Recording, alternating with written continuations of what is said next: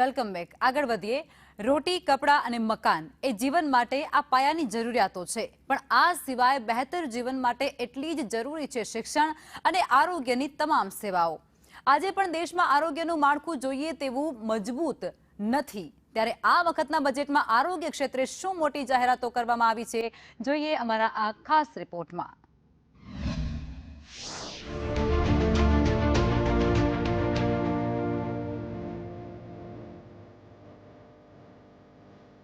બીમારી અચાનક આવે છે, પણ તેનો ઇલાજના ખર્ચ માણસને વર્ષો પાછળ ધકેલી દે છે.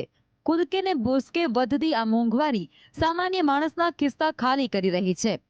આરોગ્ય ક્ષેત્રે ભારત હજુ પણ વિકસિત દેશોની સરખામણીએ ઘણું પાછળ છે.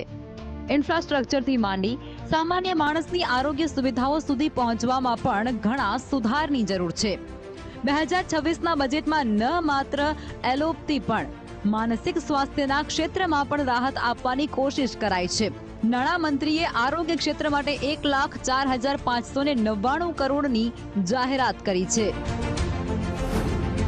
ભારત બનશે બાયોફાર્મા હબ.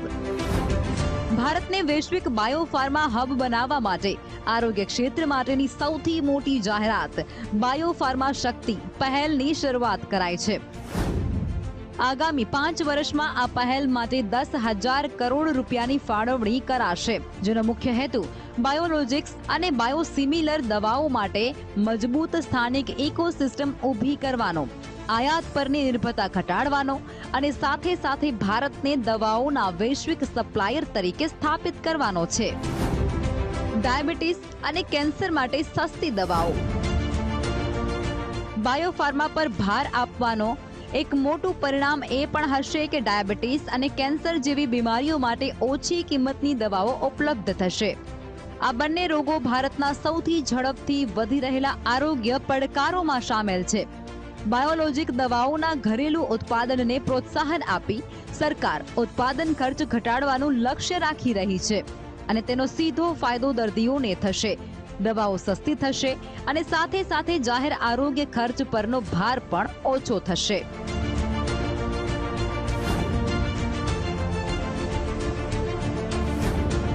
બજેટમાં 3 નવી રાષ્ટ્રીય ફાર્માસ્યુટિકલ શિક્ષણ અને સંશોધન સંસ્થાઓની સ્થાપના અને 7 વર્તમાન સંસ્થાઓને અપગ્રેડ કરવાનો પ્રસ્તાવ મુકાયો છે.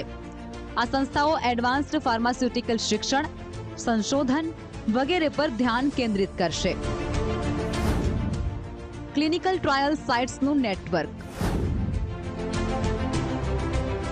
આખા ભારતમાં 1,000 માન્યતા પ્રાપ્ત ક્લિનિકલ ટ્રાયલ્સ સાઇટ્સનું નેટવર્ક ઊભું કરાશે, જેના દ્વારા દવાઓના પરીક્ષણ, ક્લિનિકલ સંશોધન અને નવી થેરાપીને ઝડપથી મંજૂરી મળે તે દિશામાં કામ કરાશે.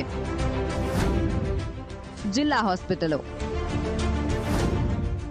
જિલ્લા હોસ્પિટલોને આધુનિક બનાવવાની યોજના પણ છે. ત્યાં ઇમરજન્સી વોર્ડની સંખ્યામાં વધારો કરાશે, જેથી ગંભીર સ્થિતિમાં દર્દીઓને સમયસર અને સારી સારવાર મળી શકે અને સામાન્ય લોકોનો ભાર મોટા શહેરોની હોસ્પિટલો પર ઓછો પડી જાય. ક્ષેત્રીય મેડિકલ હબનું નિર્માણ. દેશમાં 5 ક્ષેત્રીય મેડિકલ હબનું નિર્માણ કરાશે. આ ઉપરાંત દેશમાં 3 નવી એમ્સ પણ બનશે. માનસિક સ્વાસ્થ્યને ધ્યાનમાં રાખતા મેન્ટલ ઇન્સ્ટિટ્યૂટને પણ મજબૂત બનાવાશે. 3 નવી આયુર્વેદ સંસ્થા. આશા રાખીએ કે જે જાહેરાતો કરાય છે એનું પાલન જમીન પર થાય અને આ વાયદાઓ માત્ર સંસદમાં બોલાયેલા અને કાગળ પર લખાયેલા શબ્દો બનીને ન રહી જાય. બ્યુરો રિપોર્ટ, સંદેશ ન્યૂઝ.